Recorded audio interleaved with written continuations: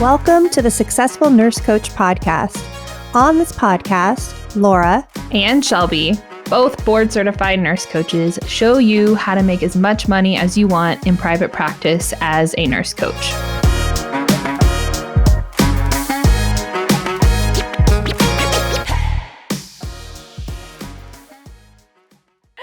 Oh, hello and welcome back, everybody, to the Successful Nurse Coach podcast. It is Shelby and a friend today, my dearest, soul sister, Meghan Ruttan, who's going to be joining us today. And if it's not already very clear, very, very evident that I am super stoked to have this conversation, to have one of our most precious clients on the podcast with us this morning. I'm just so excited to share her with all of you. Before I get too into the mushy gushies here, I want to tell you all about Meghan. I want to give you the official bio because it's pretty good. I know that you've spent a long time curating this bio and it really lands. But Meghan Ruttan, she is a board-certified nurse coach. She specializes in life and embodiment coaching. She reconnects ambitious, high-achieving women to balance and fulfillment at the soul level, blending holistic practices with somatic psychology, neuroscience, energetics, spirituality. She supports her clients in healing, growth, and expansion. After hearing that, you might be like, oh, well, of course Shelby loves you. Like these are all of the things that have been supportive to Shelby. And I'm so excited because when Meghan messaged me about her idea for the podcast today, it was all things subconscious, like subconscious programming, all things like how do we manage the unknown, and like kind of like these bigger esoteric concepts. And our hope here today is to kind of like tap into some unknown, with risk of sounding cheesy, but to really explore and then bring it in and land the plane for you guys on like, okay, we're going to teach you some things, we're going to talk about some things, but then what do you do next? And if you've ever been around Meghan in person or even online, you can just sense a like a deep rooted and grounded and centeredness about her. And I know you're going to love her just as much as I do. So welcome, Meghan. I'm so stoked that you are here. Thank you so much. That's such a loving and lovely intro, and I can feel the energy all the way over here. So thank you so much. I thought it would be in the spirit of all things nurse coaching and dropping in. I thought it would be yummy to do a mini little breathing practice. And you've probably heard of it. Your clients have probably heard of it. People on the call have probably heard of it, but it's called the physiological sigh. And I love it. It's a really yummy one. It's one we can go to at any time during the day. And what I loved about it when I first heard about it is that in our bodies, I guess we sigh once every 5 minutes. Like we sigh really frequently to regulate ourselves constantly, which is quite interesting. So we're going to bring it into practice in real time today. I thought we could do 3 of them. And so in a physiological sigh, what we do is we take a really big, deep breath. And then we take a small sip of air at the top, which pops open all our little alveoli and helps the CO2 and oxygen exchange, which helps calm our stress and our nervous system. And then we sigh it out. And so I thought we could do that 3 times together. And those listening to the podcast can join us if they'd like. Does that sound good? Yeah, so good. So I'm assuming too that like the sigh is like a bit dramatic too on the release. It's just like it loud. is. Yeah, it can be. Yeah. What's funny is when I've done my meditations on my recordings, I'm making like the biggest, most energetic, loud sigh on my end, and it cuts me off in a second on my mic. So if that happens on our podcast, please know I am doing an elongated sigh. It's just the mic is done. The mic's done with me. The mic's like, this calibration is too much energy for me to take in. Yeah. One of us will shine through, I bet, on the exhale. It'll be covered. All right. Are you ready? Okay. Yeah, so we're going to take a really big deep breath in through our nose, sip of air at the top, and then sigh it out.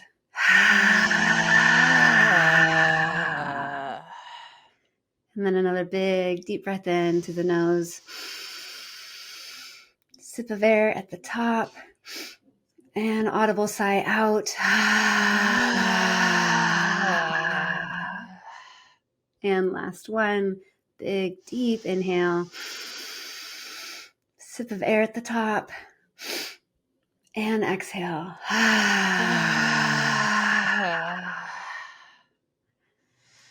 Awesome. Yeah. Good shit. Right there. Right? That was great. We have officially landed. Thank you. Yeah, so Thank you I reached out to you to do this podcast because I thought it would be really yummy to speak into all things magic of our business and our healing and how we hold ourselves and navigate within the dark unknown and the discomfort. Because I think it's such a huge, huge part of, one, the healing we provide for our clients, but also the healing we provide for ourselves as entrepreneurs. Yeah. Yeah. I am excited to we talk about this journey a lot of like the healing aspects of entrepreneurship and the wild roller coaster. Like Laura and I are very transparent of business will be the hardest thing that you've ever done because it just tests you on such a deep and soul level. Yeah. But I'm hoping to, on this podcast in particular, of just like shine some more light on like potentially why it's so challenging, why it's so big and hard to hold, and maybe paint a picture in a way that we haven't before on like what is there to hold through it, to do about it, to be with. It's a tall order for the podcast, Meg, but I believe in us. We will be talking for the next 36 hours, everyone. Yeah. Grab a snack. Here we go. Oh, super stoked. Okay, so maybe let's just like crack it open with like the big one, right? The unknown. And I think maybe mentioning here again that nurses are really, really conditioned in particular to like know, right? When you're working in the hospital, when you're working in the clinic, you need to know what the F is going on all of the time. And here in entrepreneur land, we kind of are chasing this endless unknown forever. Like there's no spoiler. There's kind of no arrival point. And you might get like mini plateaus where you're like, oh, I have it all figured out. But then like there's always more unknown. And as coaches and healers, I think we're forever in pursuit of or alongside, just like swimming in the unknown constantly. So I'm curious on your perspective and your take on it. Yeah, I think it's wildly true. I think what it is, in my personal experience, is that it's all representative of like the next level of healing that needs to be done. Like what doesn't feel inherently worthy? How do I not feel inherently enough or deserving of X, Y, and Z, which usually falls under love and belonging? I think it's that. And I think that in my mind, we're designed to heal. As long as we're in the breathing realm, we're healing. So we are designed to heal until we take our last breaths. And healing is hard. Healing is difficult. There is so much unknown in the healing. And I think what happens too is, especially in entrepreneurship, in taking this leap, for a lot of us leaving systems that were designed to have it all kind of laid out for us to then take this. One thing I want to play with too is the word leap, because for so long I called it a leap. But even then I thought, well, I'm cheating. I'm looking where I'm going. I'm kind of, it's like I took a leap off a cliff. I'm like, this is not a leap. This is a full trust fall. This is me crossing my arms, closing my eyes and falling backwards. I don't get to cheat and look at what's coming. I have to trust and surrender. But I think what happens too is we go through such grand expansions. So by even leaning into nurse coaching, by creating a private practice, by choosing entrepreneurship, and then even for the clients that we serve, it's a big expansion that's happening. And I think post expansion, there's a contraction. I think that there's a little rebound effect that happens. And there was this brilliant book I read years ago, during the pandemic, and it was about grief and healing. And she talked about how expansions and contractions are in all forms of biology, all forms of chemistry. Stars are doing it, cells are doing it. It's necessary to give birth to a child. The contraction leads to the expansion leads to the contraction. It's like a cycle within itself. So I say that in the sense of finding not only grace and compassion when we're feeling these feelings, but also reminding ourselves that we're not here forever. Yeah. I want to not skip over that quickly, because even hearing you say it, it's like I find more space to just exhale again. Yeah. I recently we have been through a kind of a cycle of this, of expanding and contraction, and even our mentor last night, we were on a call with him, and he was like, it kind of feels like it's all burning down around you. And I want to acknowledge that, but it's normal. That's necessary. It's fueling the next stage, the next chapter. And these are all things that I know. I've been through this big inhale, big exhale enough times. But when you're in it, oh my God, it feels so like you're lost. Like it's so dysregulating. It's like someone turned off all the lights and you're trying to find your most precious resources in the dark. Like it really is disorienting. I'm even speaking to myself right now. It's like, how can we remind ourselves that it's all temporary, that you're not here forever. Right. We're not here forever. And I think of it in the terms of, I told one of my first clients this metaphor because she loves exercise and all things working out. And I use the analogy of a plank. I'm like, no one's stoked to get down into a plank. We'll do it, but no one's really excited to go do a plank. And then heaven forbid someone says you're going to hold it for a minute or 2 minutes. And what it's meant to do beyond building the strength is it's meant to remind you that you're not here forever. So what can you do? You can breathe. You can chill out and you can breathe and accept this moment and rise to it and just be in it, like be in the discomfort. And I think that too gives so much room and grace for it, that we aren't here forever. So what can we do? We can settle down and stop trying to control it. It's the cosmic joke of there's not really actually anything to do, so maybe just chill out. Like maybe go for a walk and take a deep breath and be in a constant reminder of that you're in transition, even if it feels like you're stuck. Yeah. And it's funny because I have now recognized my own seasons and cycles, and we'll see what happens this January. But usually in years past, January is an emotional, physical, spiritual hangover for me. And it's because of all things post-holidays. It's that contraction post-expansion. And this last January, in owning and honoring that, I was actually kind of excited about it. I knew I had these darker moods. I had these deeper feelings. I was really self-aware on what I was offering myself as far as resourcing. But in it, it was almost that deeper level of compassion and grace where I knew there was something yummy on the other side of this. Like sometimes when we're going through the hell, it's reminding ourselves there's an opportunity here at the end of this, and I'm going to rise and up level, because I think that that's what's happening is we have after we've up leveled, we've kind of played around in the new playground. It's been great. Then we reach a plateau. And so, of course, there's another hill to climb. There's another dark cave to go through. It's all part of it. It just means that we're ready for the next level of healing. We're ready to look at what's here. So I think for so much of it for me was the parts that are there during that time. Yeah, and I think you're alluding to something really important that I want to highlight here too, is this sense of trust, right? Like you've been aware long enough, right, to be like, ooh, January historically, she's a rough time for me. Yes. And then then we're able to put on the new perspective glasses. But I'm curious, Meghan, how, if there's a way to make it linear for a second, how long did it take you to develop that awareness so that you could have the trust? Just with this as an example. I think it's hard to articulate it in that sense, I guess. I think it's that I look at it this way, that trust is a muscle that we need to keep working. It's constant, right? We'll just call it a trust muscle.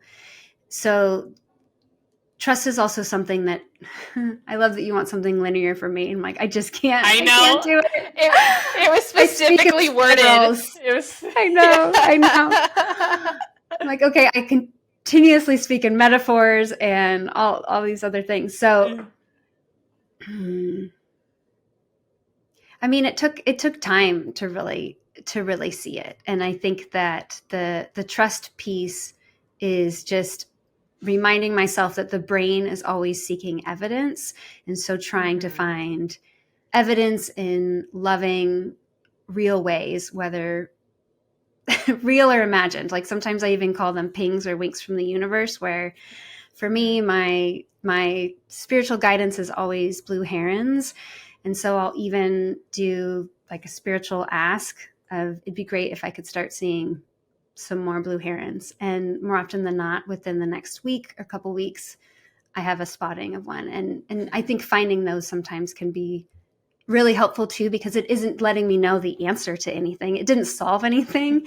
It's just giving me that wink of like, you're good, girl. I see you. You're good. You're doing the thing.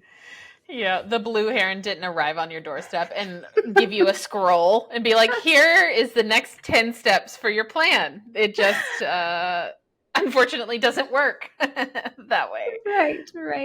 Right.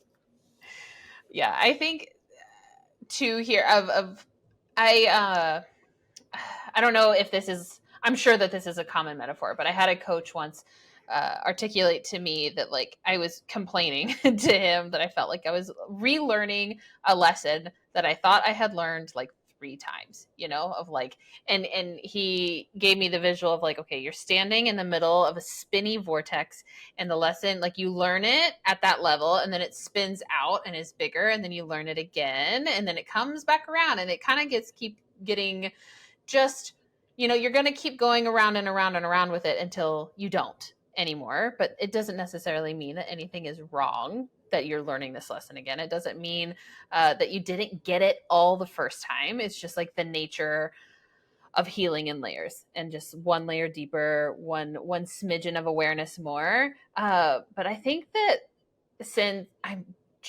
that must have been like a 7 or 8 year lesson that I was in the middle of, right? And I think that for me in particular, I will do literally anything someone tells me to do if it's like temporary discomfort for the promise of forever figuring it out, right? Like I can do anything for a short blip of time if I know that on the other side that it's handled and I never have to do it again. And that is just so not how inner healing or inner work is.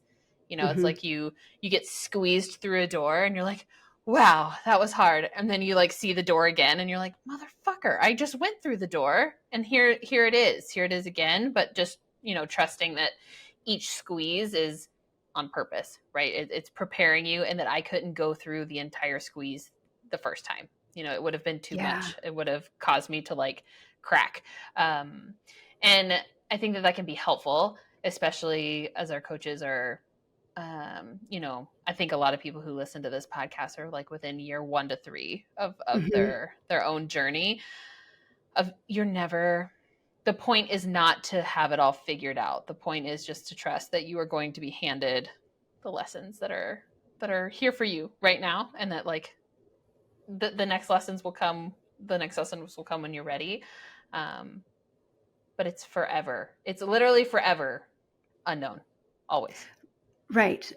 I think too, it's interesting because I think also we have to kind of catch up energetically to the lessons themselves too, and to the healing. So I think really after a lot of has happened, sometimes there's that reverberation post. And I think of it too in a way that I'm sure all of our little nursey brains would love is post-op. Nobody's going to be sprinting out of the hospital right after they had you know, some intense surgery happen. And I think what happens for us is we want that spiritual bypass. We want the bypass to the healing. We want to jump across to the end, but it takes time. So if you're speaking to a patient that had a C-section, that's layers upon layers of surgical repair that needs to be healed.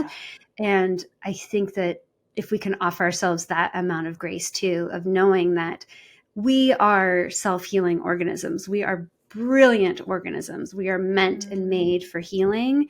So trusting that, but also knowing that it takes time, and the kind of healing that we want to do, the reason why it goes deeper, why it gets a little darker, is because we're trying to rise. Like, we're really trying to shift our being into our dream life, our dream vision. We want to go big.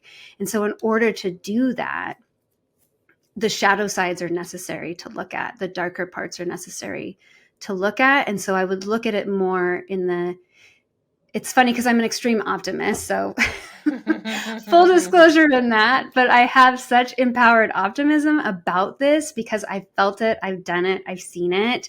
And it's just so yummy on the other side of that healing.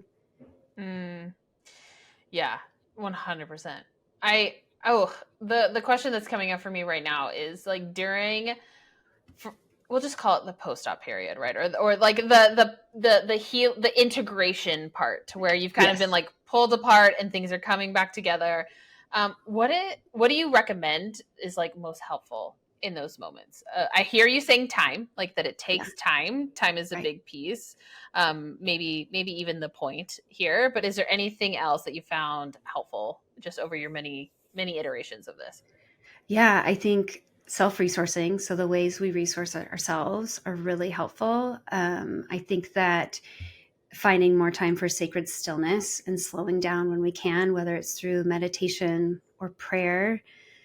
Movement is beautiful, and movement doesn't necessarily mean that we're going to go do CrossFit. Like, movement can be that you're doing gentle yoga, you're stretching, you're going on a walk, going outside. Time outside in nature can really soothe our nervous system. It also reminds us of our place in nature, the season. Like right now we are heading into winter, which is a time of dormancy. It's darker out. It's meant for hibernation. It's meant for rest and retreat. So the more that we can get outside during that time, it can also remind ourselves that we are of nature and it is normal to slow down. I think also having a reflective practice is really key. So for me, I'm in the height of all things review 2023, and I've been looking through my tests and my triggers, my expansion and my growth, my challenges, my wins. And honestly, Shelby, I went through my whole calendar. I started in January and just looked through it because, gosh, a lot has happened. And I wrote down things that were highly triggering and activating for me, really big tests, and things that were amazing, expansive moments and wins. And then I went through and wrote down what the themes were for me, so I could kind of see what was my growth edge, like what was my area of growth this year. And it's helping me become more aligned. And what do I want to enter 2024? Like, what's my lens for 2024, knowing that was my growth last year. So I really think taking the time to reflect on where you are, like what led up to this dark period, what are all the things that you went through to get here, and to really kind of take the time to acknowledge all the work that went into where you are. I can hear people being like, "Ooh, yeah, that sounds so wonderful." Like that sounds like necessary, right? To give ourselves credit for both the challenging moments and the wins. I can also see some of our crew here, some of our community being like, "Dang, it is so hard for me to give myself credit for anything." You know, like maybe this year was about being in survival mode and simply getting from point A to point B, or, you know, I really wanted to be able to quit my job and it just wasn't time yet. Like maybe I had a goal and I wasn't able to achieve it. A little bit of like the perfectionist black and white thinking. And so I'm curious of like, where's some more space there for folks to land, and just like true appreciation, kind of like if you hit the goal or not, or hit the mark or not. Yeah. There's so much to be said for that. And I too, as a recovering perfectionist, love to live on the magical island of and then. And then I'll have, right? Like so much is happening on this magical island of and then. I think there's two things I want to share with that. And the first is when I was studying for the nurse coach exam and fluttered in all of the literature, wondering if I'm enough, wondering what my next steps are. The person that was leading the study had us do an exercise, which is really yummy, where she has you start at one point in your house. The hallway's the best spot. And you envision the first moment you ever heard of nurse coaching, like when it first came to mind. Where were you in that moment? And then you start to take steps forward with, okay, then the time that you said yes to taking a course, the times that you were showing up within this course, the time you had your first pro bono client, the time that you first ever decided to pivot into entrepreneurship. So you're going to go through the whole gamut up until you make it to where you think you are today. And then you look behind you and you acknowledge how far you've come. Because I think that we're forward thinkers. We're also designed that way. We walk forward. We're always looking forward, literally and figuratively. So it's hard to remember that we've come so far, that we're not behind, that we have come so far. And so I think taking in a practice to acknowledge how far you have come, even if you haven't met what you thought you wanted to meet.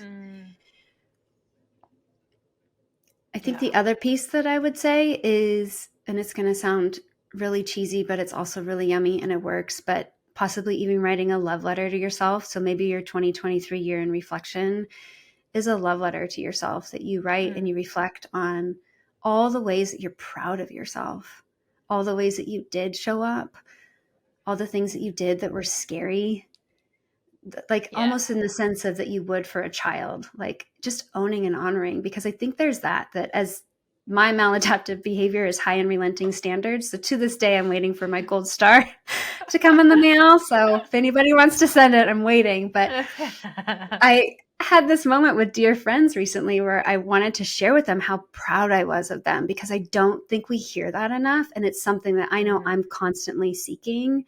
And it's part of my inner healing and work is trying to not lean into so much external validation. But I also think it is really important that we hear that people are proud of us and that we celebrate ourselves, that we're proud of ourselves as well.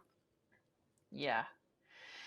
Yeah, I think that even lends to like, even if it doesn't feel completely true yet, that like practice saying that you're proud of yourself, right? Like practice right now saying like I'm proud of you for all of your effort, for even trying, like because I think that whenever we get on if we are only bringing in external sources, right? Then there's nowhere for it to land in our system. You know, we kind of haven't like paved the way yet for there to be a place to be in our heart to hear it. And yes, it's cheesy and yes, it's cliche, but like it's cliche for a reason. You know, it works.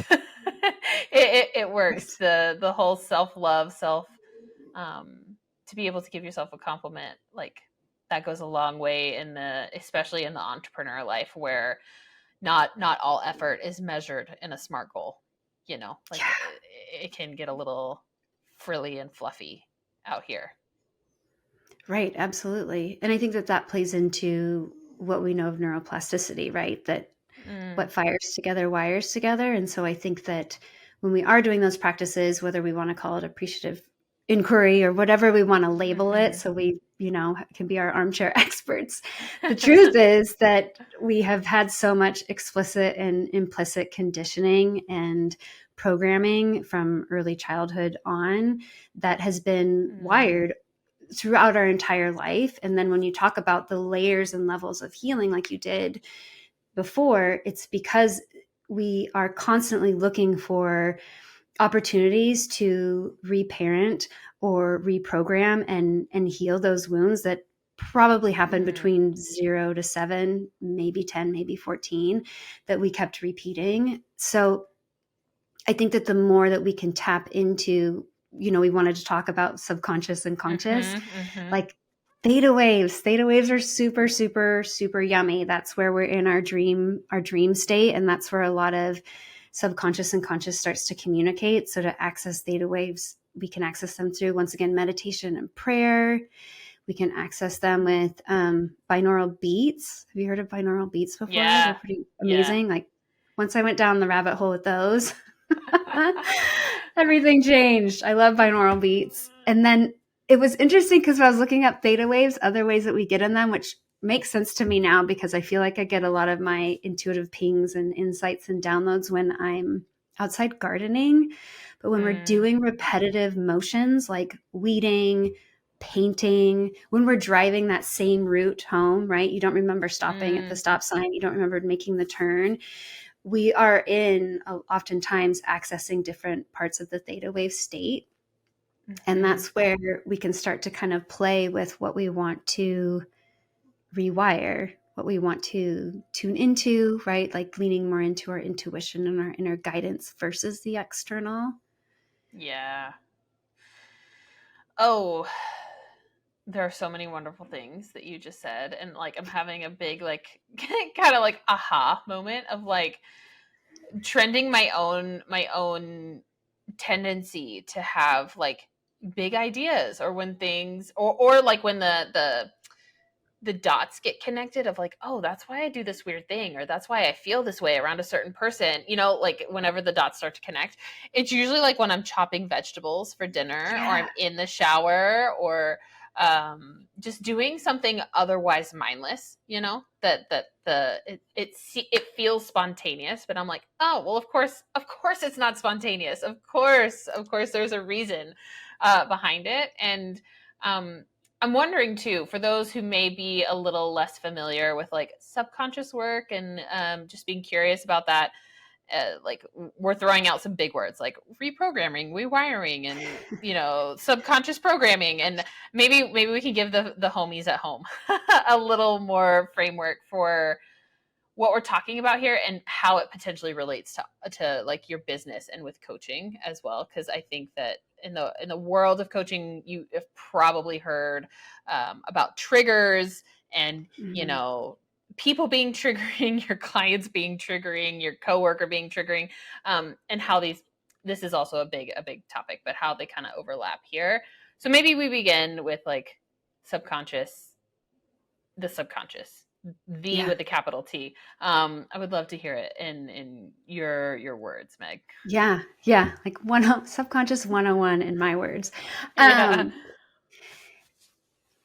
I would speak into it in this way, that all of us, every human being on this planet, has gone through experiences, has gone through programming or conditioning. So these are your lived experiences, things that you have noticed, things you have seen, big T, little t, traumas, the way you witnessed your parents, your friends, relationships, how your nervous system was affected by this, how you learned to be in the world, were all these conditioned patterns that you were a part of. We come into the world whole and essentially ourselves, and nobody means to do this, but over time, those parts of who we are tend to kind of get chipped away or silenced. And it creates a lens and a frame in which we operate and navigate the world. And that's all on a subconscious level. We're not really thinking about how we're showing up or why somebody's triggering it. It just happens. So when I joked about my maladaptive behavior, it's a true thing. Like my maladaptive behaviors that I picked up is high unrelenting standards. And so that in and of itself is an unconscious wiring that was created when I was young. It's I'm a perfectionist. I merit things based on achievement. A lot of my love and belonging is based on achievement and actions versus the inherent values of who I am as a being. And it's to no fault of my parents or to those around me. It just kind of is what it is. And so we all have this. And so the more we can lean into understanding what's going on a subconscious level, the more powerfully we can show up as entrepreneurs. Because talk about a vulnerability exercise. I mean, This is the deepest vulnerability exercise I have ever done. I have done therapy for years. I have been on a seeker's path for years with meditation and mindfulness, but stepping into entrepreneurship in the way that we are, it isn't like we're selling peanut butter. Like we are selling really deep stuff. Yeah. And because we speak into the language of, I can only take my clients as far as I've gone myself, what that means is it's the healing. Like when I show up and say what it is my quote unquote niche is, when I maybe make a social media post, when I reach out to somebody to offer coaching, that is directly in relation to these old threads that are attached to the subconscious and the frame in which I existed as a child. Yep. Yeah. Beautifully stated. And I would love to offer an example that I've seen before with a client that had a really long time ago. And I think a lot of your subconscious programming, the unconscious programming, feeds into being seen, heard, enough, worthy, like these like core foundational beliefs. And who did you have to be loved? Who did you have to be to feel worthy? Who did you have to be maybe to not be too much, using air quotes there? All these things. But a really like great example is I had a client once, and you guys are all familiar by now with the coming out posts. We kind of, it's maybe one of the one things that I'm going to force you to do no matter what. As your coach, you don't get an option. We're going to do it. But I had a client before who wrote this beautiful coming out post and was like breaking out in the actual hives on the call, like full sweat. But she was like, like, why am I so freaked out right now? Like, this isn't intellectually, this is not that big of a deal. But we were able to peel back the layers and be slow and just be very, very curious. And turns out that she has never felt safe to be any version or even close to her authentic self. And this post was really authentic, is maybe the most authentic she's ever been before. And so the idea of like putting that out there for her family and friends to see was very dysregulating for her. And so you can imagine that, and this is why I think having a coach is so like necessary in the world of entrepreneurship. But had I just been like, just do it anyway, just post it anyway, just keep like whatever that is, I don't have the awareness to tend to it, just post it anyway, it's not that big of a deal.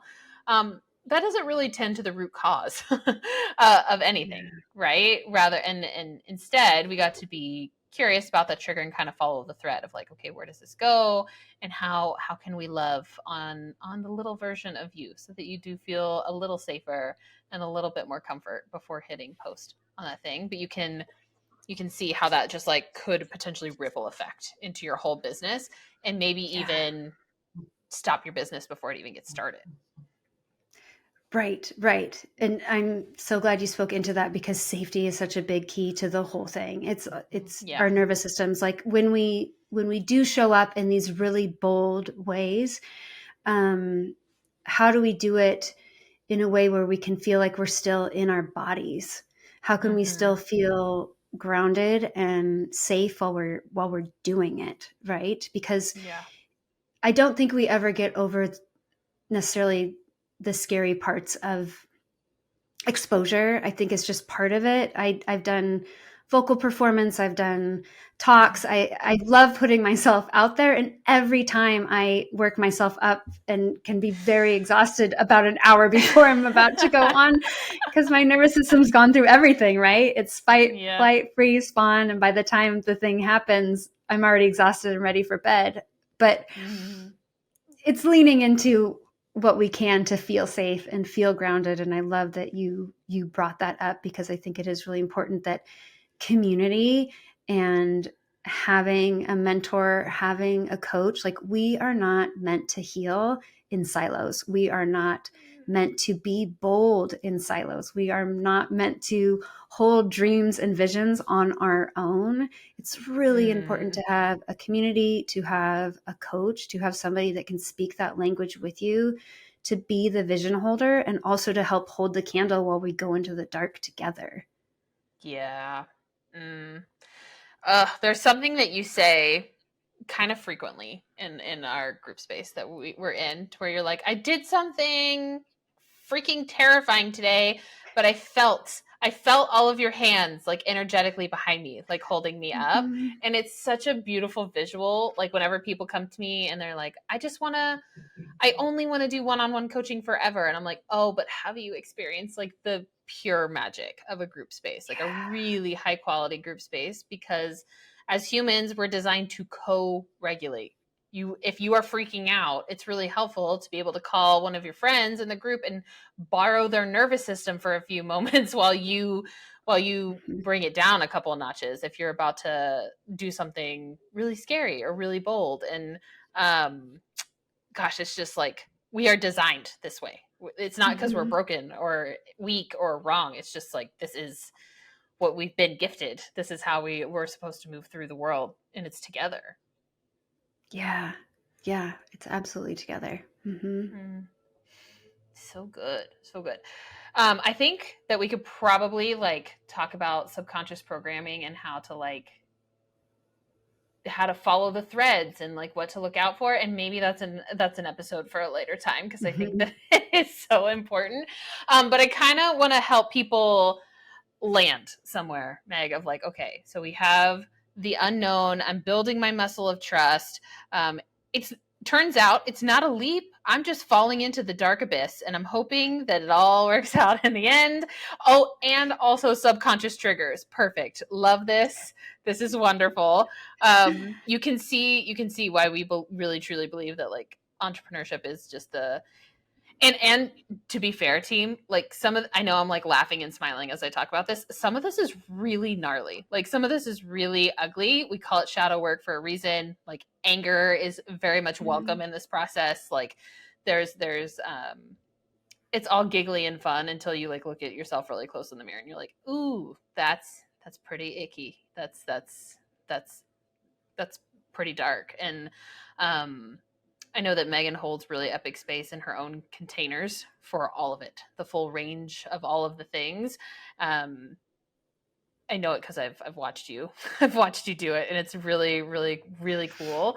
But I'm kind of, help me out here. Like, okay, someone's listening to this, and then what are some things? What are some potential like action steps or self-care that we can gift people with? I'm like, all right, what now? Right. I think keeping it simple is always key. And I'm not going to get into smart goals by any means, but to go back to my January time that I referenced, every January, my goals, quote unquote, an agenda is to take a sauna, to do some light yoga, and to meditate. And that's it. I say no to most social invites and calendars that month. Like, it's allowing myself the grace to be in that darker mood, but to also be held. So I'm not going to hide under a weighted blanket every day and binge watch Netflix, although those days are okay too, right? It's like, what are some simple things that I can offer to myself every day while I am in this, while I am healing, while I'm recovering, while I'm in the unknown? And I think that the meditation piece, the prayer piece, once again, like leaning into the trust muscle is really yummy. Perhaps maybe even doing flow writing. I love flow writing. Some people have referred to morning pages. Flow writing is where you either think of a topic or not. You could even start writing with saying, I have no idea what I'm writing. What am I writing? Why am I writing? You don't punctuate. You don't edit. You don't fix your grammar. You just go and you set a timer and you write for as long as the timer's going. 10 minutes is a great place to start. But when I do that, I notice that partway through my handwriting completely changes. And that's when I've accessed something deeper. And I think that this is also how we hold ourselves. So it's finding ways that are yummy to you to hold yourself while you're in that period. And as we spoke into, community matters. So finding community as well. But yeah, I think it's the things that you can do during that time, knowing that it does take time. Yeah. Yes. I think whenever I get told of like, Shelby, just give yourself some more time, it like makes me want to kick a bag of rocks, like I'm just like, yeah, of course, it's so simple, like why didn't my brain automatically default to more time? And I think that it's, gosh, time is your most precious resource. And even if you give yourself, whether it's like a long weekend, if that's available for you, if it's 30 minutes before you fall asleep, if it's 3 years that you need to just like be in this healing process, there's no correct timeline. And like really epic things happen when you give yourself time. Like there's all of this other, it's not just like one or the other, that black and white tendency to categorize things, but like there's I find that often when we take time to slow down and be with that, it opens up like energetic space for the next creative idea or the next fuel drop in the fuel tank. It's a necessary part of the process, and there's no way to bypass it unless you want to drive your car straight over to the land of burnout. And we're all pretty familiar with that town over there, where we all know it exists. Yeah. And we are recording in December. I think that this episode is going to go live in January. So it'll be, maybe if we all need our own pep talk in January, we just come back to this episode. It'll probably drop at the right time. But it's, I could talk forever about time. I'm going to cut myself off here because I'm sure that people need to spend their time not listening to me drone on and on and on about it. Okay. Well, anything feel loose for you on the tail end of it here, Meghan? Anything you want to add to wrap us up? Yeah, I think the only things I would add is one, I love that you talk about the black and white thinking. And one thing I tell my clients is we're constantly shifting, right? So it isn't just one day you wake up and you're like, I'm out of it. It's now today. It's as if we took a paintbrush, we dipped it in paint, and we, painted across a wall. It's that gradient. Like we're constantly in motion. We're constantly healing. To pivot back to what is something we can do while we're in that, I think an invitation of a practice of taking a moment, one hand on your heart, one hand on your belly, and asking yourself, if no one needed me today, if there were no expectations on what I was, who I was, how I was showing up, what I needed to do or be, what is something I need today? And you listen. And then the answer is, okay, in what small form, how can I offer myself that, even if it's just 1%? Yeah. Yes. I even like saw my black and white thinking, like all in, all out mentality, like immediately jumped to be like, I need 7 years of a break. Like I need an extended sabbatical. And then I was like, that's no. I probably would take like 7 days and start to get antsy, but like, how can we, even just the 1%, that is such a beautiful, even somatic practice of like, okay, you're needing a break. What does a break on a much smaller scale, is that available to you today? It is so helpful. And bonus, so achievable as well, most of the time. Because I don't know a single person who's taken a 7-year break, if I'm being honest, like I don't know how really truly available that is. But I wanted to highlight that because even now, even with like awareness around all of this stuff that we've talked around today, I can notice my brain like going to my own programming of just default mode after default mode after default mode, and how I'm still in the middle of like untangling all of the wires here, just like what served me before. Okay, not anymore. Can I put a new wire here? And it's like a lifelong process. Not to be said in an overwhelming way, but it's a lifelong process.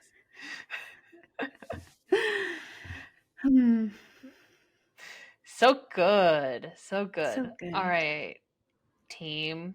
Well, let us know if you want to hear me and Meghan talk about deeper subconscious work. We could record any conversation I bet we have in the future and just put it on the podcast. We are going to put all of Meghan's stuff in the description below. So if you want to find her and contact her, please do.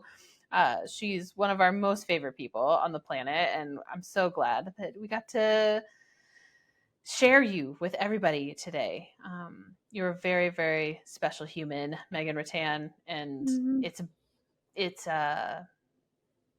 just so fun to have you in our bubble. Like, what a gift and honor it has been to support you over the past few years. It's something that lights me up to my deepest core. The feeling is so mutual, my friend. Thank you for having me. It's been so great to talk with you. Yeah. All right, team. Well, thanks everybody for being here today with us, and come join us in the Facebook group if you guys want to find Meghan. She hangs out there too, and we will see you same time, same place next week. Toodles. Bye.